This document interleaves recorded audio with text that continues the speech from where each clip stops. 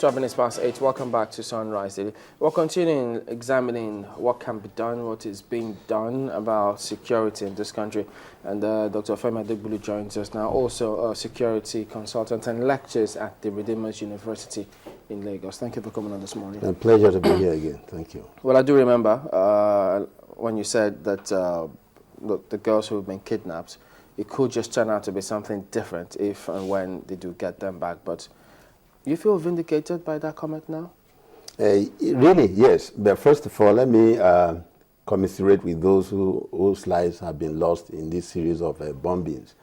I said it because I look at trends, global terrorism, and particularly the one that is the Nigerian version of it. I discovered that those girls that were taken away, if they were not rescued on time, I mean, to allow them to still have their sanity, which they had before they were taken away, that what we're going to have, if at all they are brought back, will not be the same girls again. Because the process of indoctrination, especially when people are kidnapped, there is something we call Stockholm syndrome, a situation where the captive now a kind of see reasons with their captors. They now sympathize or empathize with their captors, by making them realize that, look, after all, we are not just like this. It's a system that makes us this way and all that. So they also would begin to reason with them, after all. So in the process of time, those people, if they are finally released, they will be defending their captors. So when we now relate it to these people who have been captured by Boko Haram, you see that the process of indoctrination that will be going on every day, they sleep and wake up with them, indoctrinate them, tell them everything, whether they are lies or not, but this is what they wake up every day to hear, and they see this thing in action. So in the process, their minds, especially they are still a very impressionate mind at that age of 16, 17, 18 and thereabout. So these people will now begin to see what the Boko Haram themselves are seeing. So they will now be trained against the society where they are taken from. So that is the problem. And also, one thing that will be going through the minds of the girls themselves is another thing. That after all, we belong to a country. How come? They will not know the effort that is being made outside to rescue them. Is like somebody who is in prison, doesn't know who is defending him or her outside.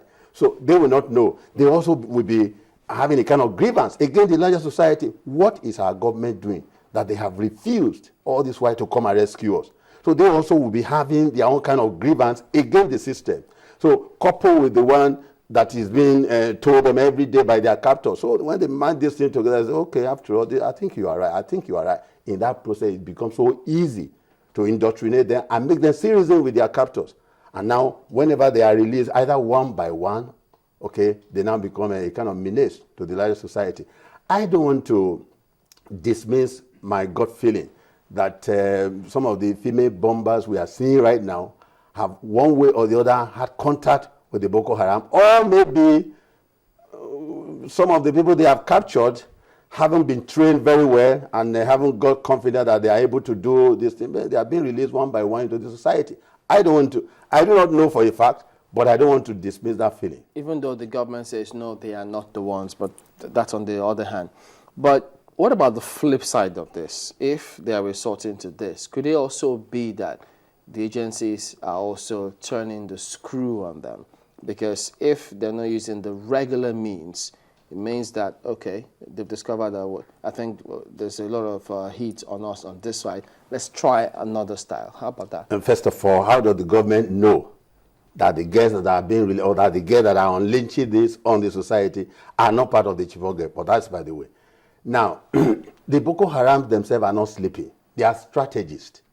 Now, gone are the days we used to think that they are a bunch of illiterate, bunch of job seekers and all that. No, we know that this kind of sophistication with which they carry out their mayhem is gone past ordinary things that ordinary artisan or peasant can attempt. So we know that for fact. Apart from the fact that they have this foreign element, training and retraining, indoctrination every day that is going, just akin to al-Qaeda. Of course, we know that it's a franchise of al-Qaeda. So when we look at all that situation, we know that these people also, they are strategies. Besides, there are moles. We know, we've said this time and time again, there are moles in government.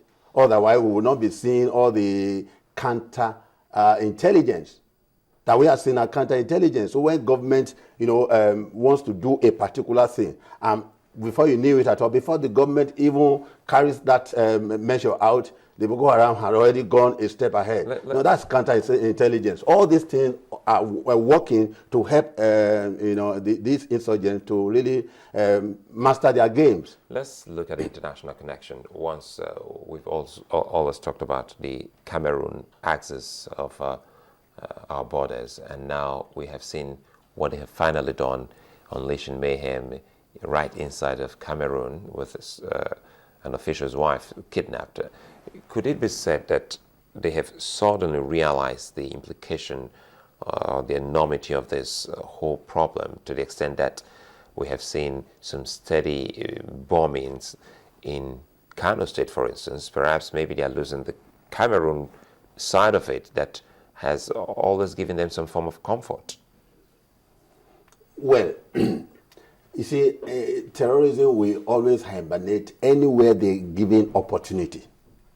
Now, when there is so much war or heat on them in a particular area, they will relocate. Like the previous speaker said, they are human beings too, who have feelings. Okay? The fact is that they don't just want to wage war to go and die without leaving impact. They always want to leave maximum impact, even if they will die. Even though we know that some of them are just walking corpses, we're looking for where to happen. Okay? But they want to leave maximum damage on the society, so that the society will know that, look, we have the capability to do this. That's exactly what they're doing. So if they have heat here, they know that they have not made maximum damage there, they will relocate. They're looking for a place where there are vulnerabilities. And in that vulnerability, they always want to hide under. So when they see that a particular state or a particular locality has let off their guard a little, they penetrate. Like what happened in Kano, for instance, I don't want to blame the people there. But you see, it's still a failure of awareness. Now, if the gatemen, all those who man the gate or their security apparatus in one way or the other, were aware enough to check everybody, including the candidates that are coming, to check their call-up letters. Yeah, because we have got to that stage now. The bombing in Kano, now I think it's the third time, almost in a week or something like that. So we have got to a state that everybody, no matter who they are, should be subject to search. Now, you bring another perspective now, looking at public places, eateries, supermarkets, people who drive in.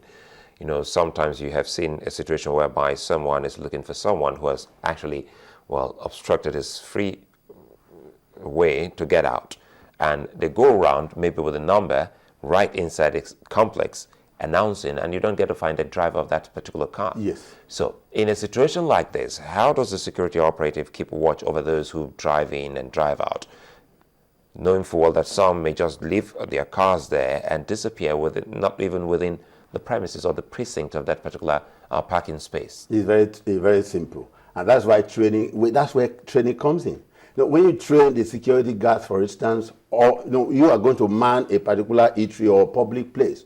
So all those who park will have a kind of card, okay, that will identify them and their vehicle. And they must park properly, not to obstruct anybody. If you must obstruct anybody, for instance, for any reason, no matter how many minutes it is, then instead of, some give their keys to somebody, okay, in case anybody comes drive, that's also very, very dangerous. Before you give your key to somebody, we don't know what is in your car. Otherwise, if the people are trained, they should be trained to check the boot, check everywhere in that car. Even if they will take the key from them, maybe I just want to buy meat pie, please give me just 2 minutes.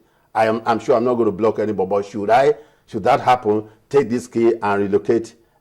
So such cars should be very, very, thoroughly searched and make sure that it is free. Then you can collect the key. But nobody will just park and go. If the trained individuals are there, they will call the person to order, say, look, please park where you are blocking all that. Irrespective of how many minutes you are even going to spend, we don't allow cars to be parked. And that will a kind of call for space again, because there are places that do not have enough space to maneuver at all. I say this, I ask this because I'm getting to see the petrol station scenario situation whereby people are on the queue trying to get petrol, and because Kano has opened up a new vista into the whole attacks from the insurgents. Now people are on the queue trying to get maybe kerosene. They come there, Yes. An explosion happens. People are there in a school trying to get information, explosion occurs. So it becomes somehow difficult, because the way and manner you put it now, it would seem that we must check every individual and every car that comes into a petrol station. Yeah, so like, you know something, desperate situation require desperate solution. We are in a desperate situation right now. We shouldn't deceive ourselves. So some of the things that provided us comfort before now, we should be ready to give such things up. You're going to a petrol station, for instance, that is prone to this kind of attack. You are being checked. You shouldn't frown at the person. Just know that that is what the situation calls for now. That's what I want to call for, because the situation you just painted now will give is a kind of inconvenience people and all that. Yeah, we just have to bear it. Even when 9/11 happened in the United States of America, they did the same information they passed out. Look, be ready to be inconvenienced for some time, because this situation, we have to nip it in the bud. And if Nigeria also needs to nip this in the bud once and for all, we have to be ready to be inconvenienced. Sincerely speaking, let's see those who are searching or who are checking on as doing their jobs. That's cooperation. That's cooperation from the people. Yes, cooperation. In as much as they are doing it with utmost good faith. Are we seeing that from us? That is the problem, because even the so-called road block that are mounted here and there, we discovered that the same old mentality of police checking you, asking you what do you have for us and all that. And when you have something for some of them, for instance, you might not be searched.